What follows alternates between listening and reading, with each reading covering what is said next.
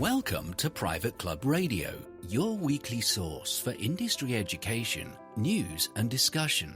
Broadcasting from Tampa, Florida, ladies and gentlemen, here is your host, Gabriel Aloisi. Hey friends, welcome to Private Club Radio episode number 178. It's a pleasure to have you with me here this morning, and I've got a fantastic guest to bring on the show, Mark Panciera of the Pacific Institute. Mark will be joining us to talk about how habits, attitudes, beliefs, and expectations can impact results, how to increase your leadership effectiveness by harnessing the power of concepts like blind spots, comfort zones, limiting versus liberating beliefs, and how to identify where ineffective thinking exists. It's an intriguing episode all about mindset, and I think you're going to enjoy that interview coming up very soon. Now, as I mentioned last week on the show, I'm participating in the Florida Club Managers Association Seminole Region Marathon Golf event. So I'm going to be golfing as many as 100 holes, trying to raise money for children's charities such as the Special Olympics, SOS Children Homes, and many others around the state of Florida. And I could really use your help. I'm looking for any kind of donation per hole. And like I said, I'm trying to go for 72 to 100 holes played, and every single penny counts. You can donate a quarter per hole. You could donate 50 cents per hole. And you can do that over at privateclubradio.com/marathon. It would be a great help to many children out there, and I would be forever indebted to you for your generous donation. So it's privateclubradio.com/marathon. The other thing I want to mention this morning is that I've been looking for some time for a good guest to come on and chat about yacht clubs and lend some expertise in that area, which we really haven't covered much here on the show. And I've had a number of requests. So I'm reaching out to you, the listener, to see if you've got any connections, any general managers or directors over at some yacht clubs that might be able to come on the show and chat with us. That would be fantastic. Just have them email me directly, gabe@privateclubagency.com. All right, without further ado, here is our featured guest.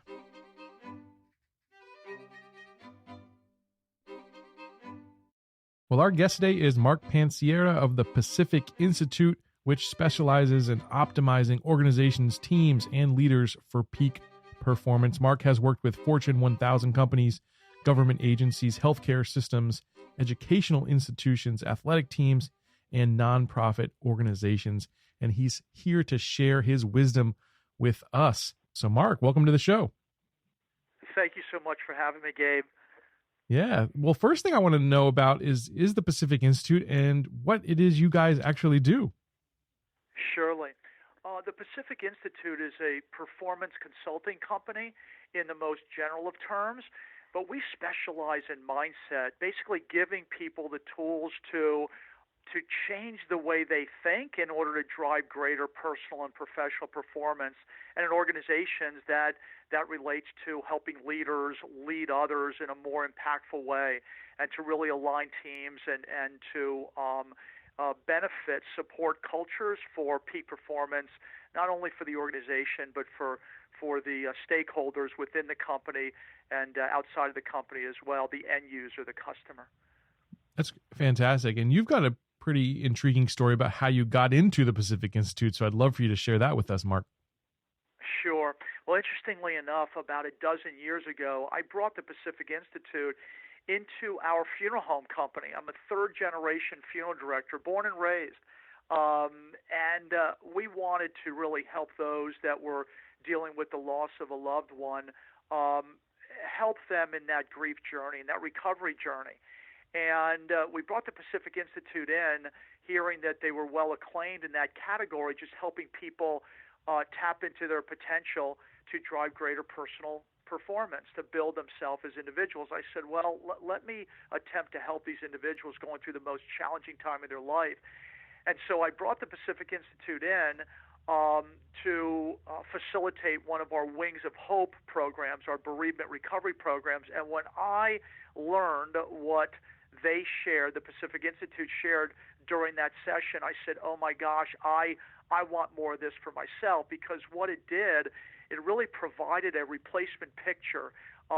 It was more about recovery and moving into well-being, flourishing in life, being, focusing on wellness, personal and psychological personal wellness. And I said, oh my gosh, this could help anyone, whether it's in this very challenging line of work, if you will, or in the boardroom or in the locker room. So I sort of cut the lifeboats off, burnt the boats, as the term goes, and brought a partner in, along with my wife, of course, to run the funeral homes. And I've just been all into the Pacific Institute since that day. Wow, that's incredible. That was pretty forward thinking of you to do that for your folks there at the funeral home as well. Well, thank you for saying that.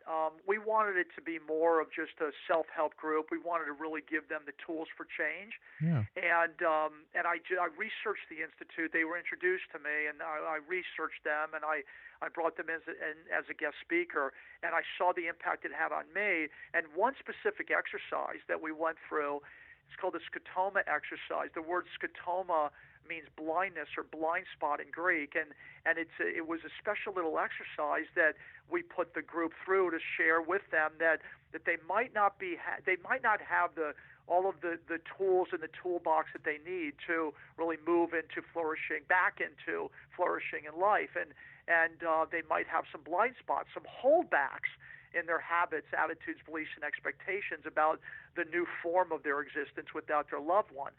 And I went through that scotoma exercise, that blind spot exercise as well, and I said, oh my gosh, man, what am I missing? You saw all the stuff that you were missing, yeah.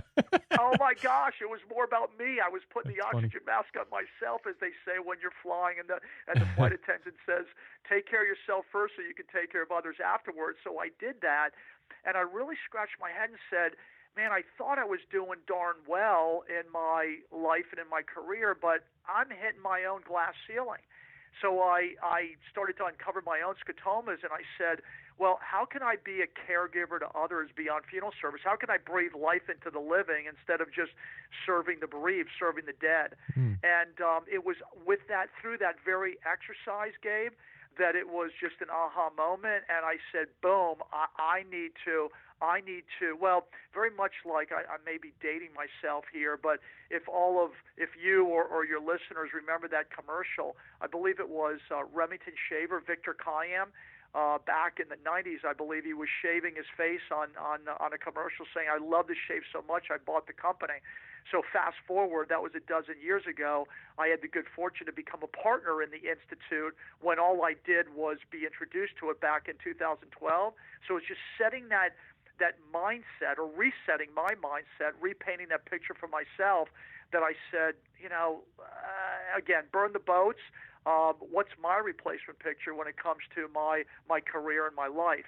And the rest is history. I just love the work that we do in Mindset, is we really help leaders impact others in a more constructive, enabling way, so everybody can really be the best selves that they can be. Yeah, that's fascinating, Mark. That's really incredible. You guys have identified some contributing factors that impact results. So what are some of those, Mark? Sure. Well, individuals, I can say this. Firstly, the same holdbacks or limiting factors that impact results individually relate to results in organizations, with teams or organizations. And the core drivers to those are habits of thought, our beliefs, our expectations as it relates to our results. What are they limiting us, or are they liberating us? And we've got all this emotional history that's in our subconscious.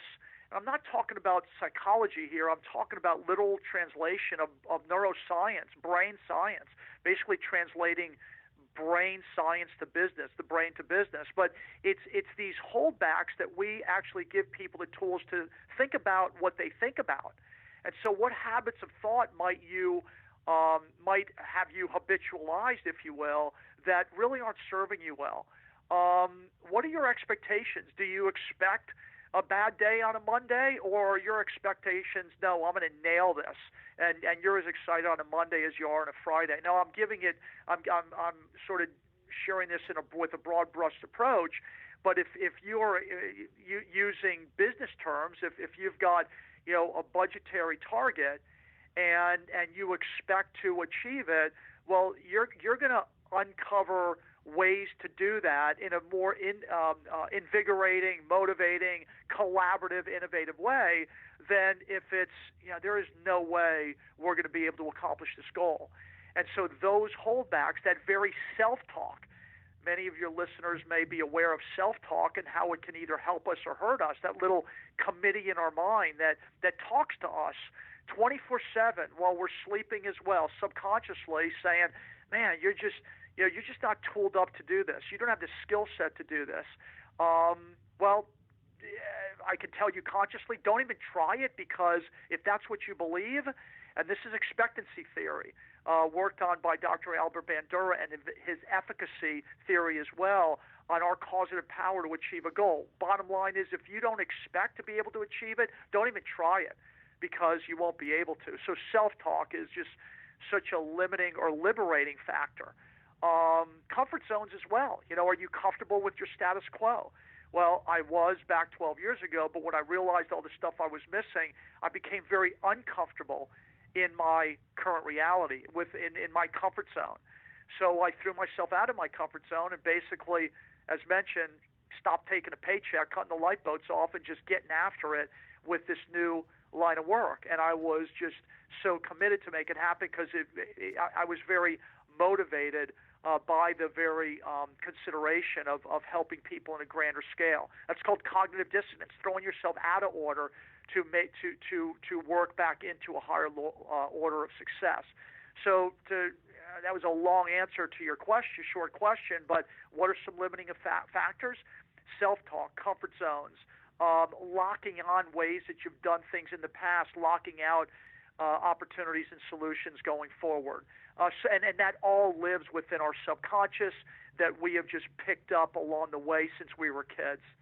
Yeah. I want to step into some of those a little bit more deeply with you, Mark, and especially comfort zones, because you did something that's pretty drastic. Obviously, you changed your entire profession and your entire business. But what would be some of the ways that people can do that maybe on a smaller scale in their own career paths? Absolutely. Well, I tell you what, let's start with just a simple analogy to a career path, and that might be a New Year's resolution. Okay. Because so many set a New Year's resolution, and they're all torqued up about it on December 31st when the ball drops in Times Square, and then they stick to the regiment January 1st, January 2nd, waking up in the morning, exercising, or maybe not having that extra bit of dessert, whatever the case may be. But that then wanes. The energy is lost because you're tired in the morning, or you really wanted that extra nibble, or whatever the case may be. Well, and I'm going to liken that back to a career change, but let's just focus on New Year's resolutions first, because I think we're all familiar with that. So as it relates to New Year's resolutions or any kind of somewhat simple goal, getting up 30 minutes earlier, going outside, taking a 20-minute walk before work, well, it's all about replacement pictures. And if the picture that you have in your mind is stronger, the new replacement picture, and that is feeling more healthy, wearing a different waist size, bringing your cholesterol level down, having your blood pressure decrease, just in general, feeling like you're really committed to your well-being and wellness more than you have been in the past. If that replacement picture is stronger than your comfort zone, stronger than, getting that extra 30 minutes, or not really caring about what the doctor says about losing that extra weight in order to get your blood pressure down, whatever the case may be, or your cholesterol levels. If your replacement picture isn't stronger than your current reality, your comfort zone, don't even worry about setting that goal, because you're not going to be able to achieve it, because we move towards the strongest picture in our mind. And we need to be able to celebrate every morning when we get up after we accomplish that goal, saying, yes, I did it. Yes, I made it. because you have to celebrate those successes in order to have the energy. It's called proximal goal setting and achievement, to move towards the distal or long-term goals and achievement. So a couple of things. You have to have that stronger picture in your mind and keep painting in your mind, but then celebrating the short-term successes along the way. Now, going back to a career change, is your current reality just not satisfactory any longer? Whether it's your state of income, your ability to earn, or that the vacations that you'd rather be taking, or the additional bling that you want to invest in for yourself, or children's education, or savings for a rainy day. If those things, if those pictures are stronger than the picture of your current reality, then you're going to move towards them. If not, you're not only going to not set the goal, but if you set it, you're just not going to be committed to it. But a simple answer is to make sure that the direction that you want to head in, that you really want it. You're telling yourself in your mind, I want this. It's not a have to, because if it's a have to, your brain will push back on you and you'll fail. But if it's a want to, you want to set short-term proximal goals and achieve them and celebrate them along the way, because that will keep your energy up as it relates to achieving your next level of performance. Did all that make sense? Absolutely. Now, some people use things like vision boards or, tools like that. Is there any particular tools that you suggest when people are really thinking about that goal or thinking about that new reality that they want to bring about? Sure. A vision board is something very, very useful. And for your listeners, it's just a matter of having, illustrative imagery that you have constantly in your line of sight. Image board. So you cut out pictures of that vacation, or maybe the new home, or the new kitchen, or the amount of money in your savings account. And the reason why those things work, and it ties back to visualization, yes, but also affirmation, affirming that you possess that what you seek. So it's creating that dissonance in your mind, because it you don't have it yet. So it drives energy to get to that new level of performance. But I'm going to give you a formula that's backed by neuroscience, because we think in pictures, words, pictures, and emotions. And here's the formula, and I'll explain. I times V raised to the E power equals R.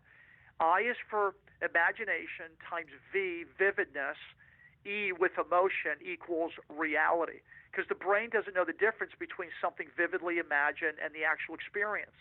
So vision boarding is certainly very, very important. You see it and you move towards it. We're teleological. We move towards what we think about, but also affirming it. The constant repetition in your mind that, I am so pleased and enthused about the vacation that I'm leaving for tomorrow. I deserve it. I've worked hard for it, and I can just see myself walking the beach of Jamaica, enjoying the sun and surf. So even if I don't have it yet, that's that affirmation that I'm confirming that, man, I own this.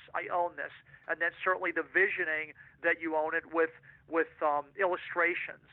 But then also actioning, making sure that you're putting that money aside on a regular basis so you see your balance increasing in order to afford that vacation.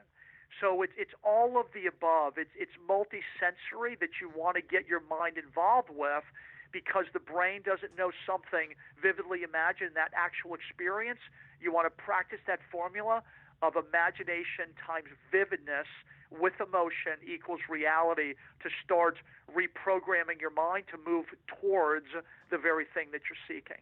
I love that. That's fantastic. And I hope that our listeners will take that to heart for sure. The other thing you mentioned there was limiting versus liberating beliefs, and I want to dive in a little deeper on those. First off, Mark, what are some of the more common limiting beliefs that you see leaders experience? Sure. We've always done it this way before. It's good enough as it is. We tried it that way before. These folks have they had, and I don't want to be critical, but the leader might have a view of those that they lead with limited potential, with a limited skill set. So it is putting parameters on the very potential for the change, for the people that they lead, for the innovation that they could actually ignite. So it's their own limiting beliefs, and they in turn, even though they may not be spoken, if they are subliminal, if they are subconscious, if it is something that's entrenched, ensconced in the leader's mind, it's going to come out in a way to sabotage innovation, to sabotage new ways of thinking, in ways that won't support and enable in a constructive way those that they lead. So they will be impacting those that they lead in a way that they don't want to have happen, but just based on their own self-talk, it will be a self-fulfilling prophecy. Wow. And how do you make that shift? How do you turn those limiting beliefs into liberating ones? Certainly. Well, firstly, the leader needs to be aware that there might be those very limitations in their own mind. Leaders need to move towards a growth mindset, believing that that it's up to them to help those that they lead truly tap into their potential to drive greater performance. And how do you do that? Well, you do that by painting a great picture so those that they lead can visually imagine what's in the leader's mind. So what's that higher purpose? What's that North Star? What is that? What's that vision that's greater than the team? Or I should say, greater than any individual on the team that the team can aspire to. That higher purpose why? And then what's in it for the team? That whole with them. What's in it for me? Well, making sure that the team understands not only the higher purpose why, but how they're going to get there and how they're going to be benefited along the way. And then making sure that the leader is grateful, that the leader is showing gratitude to those that they lead in a very inspiring way, making sure that everybody knows that their efforts make a difference. So it's awareness that there might be blind spots on behalf of the leader, the acceptance of those very limitations, and then actioning the very replacement picture, if you will, so they can achieve at a higher level. And the focus is more on a more of versus less of mindset, an abundant mindset. What do we want more of? What kind of behaviors do we want more of on the team versus what are we going to focus on that's been holding us back? So it's more about abundant thinking than scarcity thinking, and because people are going to move towards that and really model the behavior that the leader is now supporting. What is the leader modeling, and what is the leader mentoring them up to becoming? And it all goes back to the understanding of the limiting beliefs. What's the thinking in the leader's mind that then gets superimposed on the team? Because thinking is born in beliefs, and that's what drives behavior. So we got to start at those root causes. So again, paint that higher picture why, what the direction that we're heading in, so people are accountable, so people are engaged. Celebrate the successes along the way, those short term, what's in it for me, those with-ems, and then celebrate those successes by making sure everybody knows that their effort makes a difference. I gave you a lot there. Hopefully that answered your question. Yeah. Now, I just do want to dive even a little deeper. I feel like I'm going down the rabbit hole a little bit, but I think it's in a good way. Sure. You talked about the abundance versus scarcity mindset. Is there one exercise that people could do, or one tip that you would give for people to change that thinking in their brain? Because it's so easy, even if you want to think that, oh yeah, I think abundantly all the time. It's almost a natural default mode to go into scarcity. And so how do you make that switch?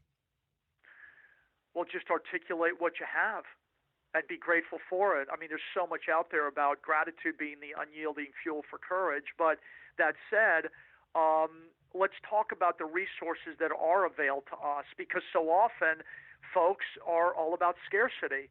I mean, we do a lot of work in banks and banking, financial services, and I mean, you can't control the Fed, you can't control interest rates. I mean, that's scarce thinking if you're going to have the woe is me mentality as it relates to the low margins, and that's changing now. But back in the 80s, 90s, and then into the last several years.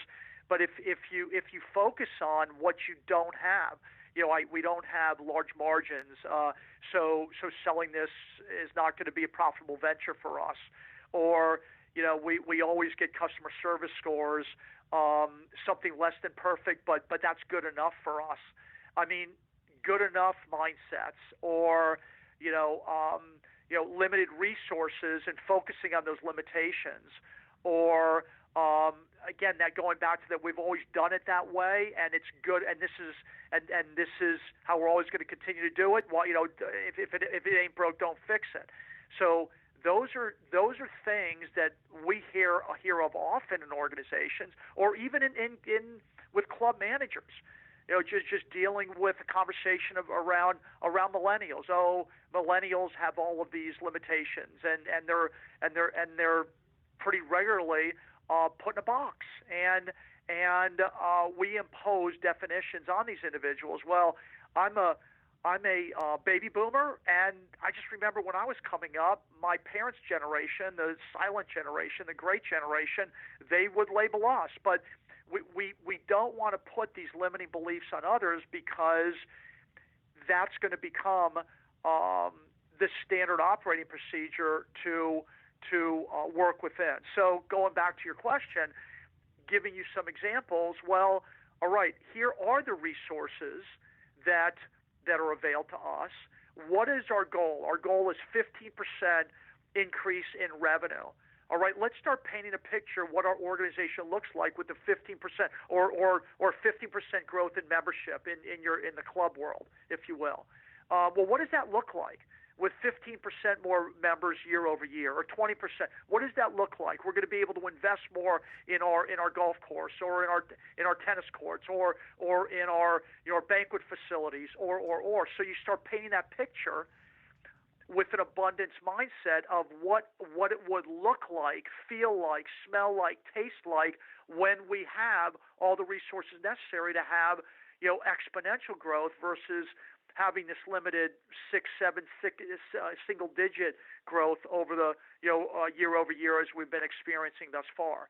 So it's painting that picture of what it would look like, feel like, taste like, smell like, if we're looking at our resources in a more abundant way, because then our mind is set on finding those resources, doing what it takes to achieve at higher levels that we've experienced in our past with our limiting beliefs in our comfort zones. Hopefully that gave you a bit more meat, if you will. I can go deeper if you like, but after you, please, Gabe. Well, I like that. And one thing I try to do, and I probably still fail at to some degree, is really practice gratitude. I think that's a great tip.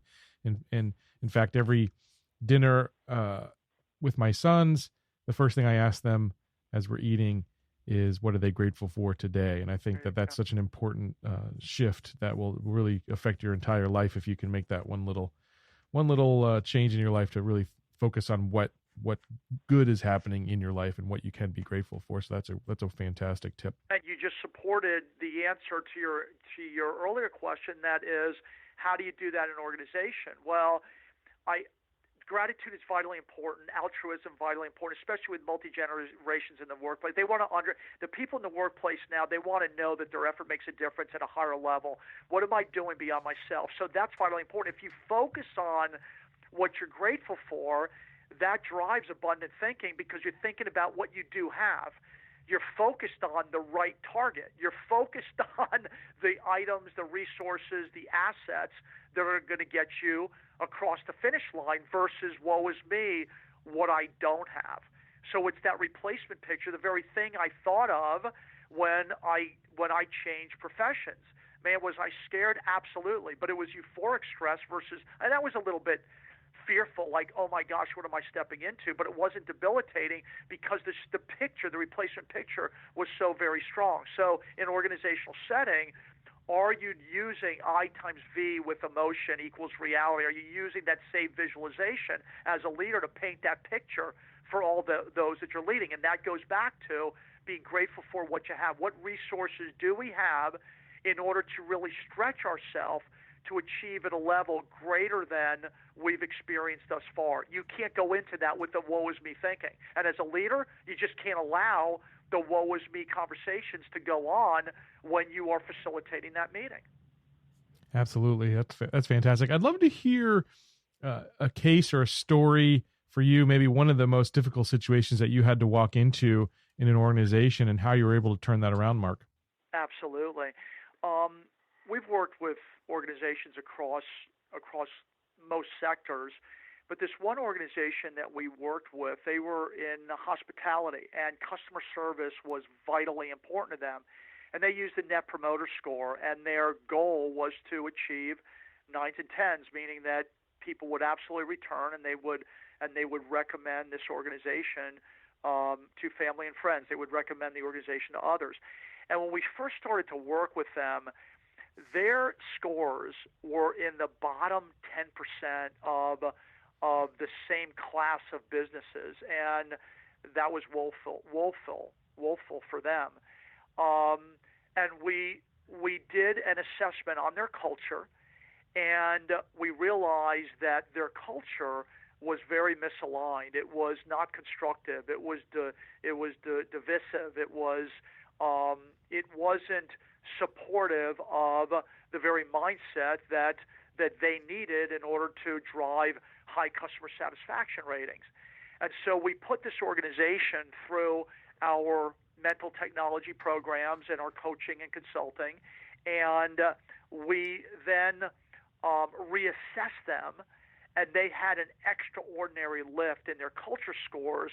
But most importantly, they went from the bottom 10% to the top 10% when it came to the Net Promoter Scores, superior customer service satisfaction, high scores of meeting expectations, having repeat business, and then certainly having others recommend their business. So there was a direct correlation between the alignment of the people in the company, their understanding of the target, the increase in their customer satisfaction ratings, and there was a commensurate lift in their culture scores, as mentioned. So they went from bottom 10% to top 10%, and they went from the bottom of the spectrum when it came to cultural alignment, our cultural index, to the top 10%. So I mean, it was just an extraordinary correlation. And for your listeners, I'm thinking that would really align well to what they're expecting at their clubs as well when it comes to guest experience. Without getting into any confidential details or anything, what were some of the shifts that you took that team through? Well, going back to some of the mentions that I shared earlier, people were not clear on the why, the higher purpose of the organization. They weren't clear on the vision. They weren't clear on the path to get there. And so there were just a lot of disparate parts. These were well-meaning people, but they didn't have a picture for success. And so the leaders began to define that picture better than ever before. But it's not just the visual nature of it. It's the beliefs and the behaviors to execute upon that vision. And so they got very, very articulate in what beliefs and behaviors did they expect to see play out in the organization. And that changed the belief system of the teammates. And so along that path, they also put in markers so everybody knew when they were achieving the steps along their success journey, and they were celebrating those successes. Small wins along the way were able to catapult them to the larger picture goal. So painting a clear picture, defining the behaviors that were going to get them there, and then celebrating those behaviors once they hit those short-term achievement marks really drove them to their higher goal attainment. And then along the way as well, the leaders were making it very clear that they appreciated the efforts of all of those in the organization. So not only with the tangible, the tangible incentives, if you will, but also just sharing a smile and recognizing the folks in front of their peers saying, job well done. If folks want to find out more about some of these services and learn more about you, Mark, and the Pacific Institute, what's the best place to do that? Surely. Well, certainly go to our website, thepacificinstitute.com. Reach out to me directly. Our toll-free 1-800 number is 844-200-8649. Again, 844-200-8649. But certainly link in with me. Connect with me on LinkedIn, because we have got a daily, I do a weekly vlog, which is a video snippet of these very type concepts. And then also on our website, we've got something that's called the Winner Circle, and it's our daily blog. It's a newsletter, but it gives on a daily basis these little golden nuggets of information on mindset and personal and professional development as well. That's really cool. And you're doing something really special for our listeners as well. You're offering a free personal mindset assessment. So tell us what that's all about, Mark. Surely. We actually can measure mindset, those habits, attitudes, beliefs, and expectations that are either holding us back, limiting us, or liberating us. We've got it in a personal form and also in a leadership form. And our assessments are called our Blueprint Assessment Suite. We do it for organizational cultures, leaders, individuals, but it actually measures limiting and liberating beliefs and gives a roadmap to how to close that gap to move towards the constructive mindset, a growth mindset, and literally tools to help get you there. And then I could certainly help with some coaching as well to help have the individuals understand the dynamics of their assessment and how to action it as well. But just reach out to me. My email address is M for Mark, Panciera, P as in Peter, ANCIERA, @thepacificinstitute.com. They can either reach back out through you, Gabe, or come directly to me, and I'll be happy to send them a link for the complimentary survey. Then I'll circle back with their results and coach them through it. That's fantastic. And in fact, if you could send me that link, then I'll put it right in the show notes for this episode. That way people can just scroll down, hit that link, and take that assessment. That's really cool of you, Mark. Thanks so much. Beautiful. And just You're welcome. I really enjoyed our conversation, and I really appreciate you coming on Private Club Radio. Thanks so much, man. Thank you for having me, Gabe, and cheers to everyone's success. I couldn't have said it better myself. Thanks for joining us this week on Private Club Radio. Don't forget the Marathon Golf, where you can make your donations at privateclubradio.com/marathon. I'll catch you back next week. Until then, here's to your membership success. Private Club Radio is brought to you by Concert Golf Partners, helping to preserve and enhance private golf and country clubs. Concert Golf has the capital, expertise, and private club hospitality experience to help upscale private clubs achieving long-term success and membership growth. For 25 years, Concert Golf has allowed private club members to focus on simply enjoying their club. Visit concertgolfpartners.com to learn more about the recapitalization process.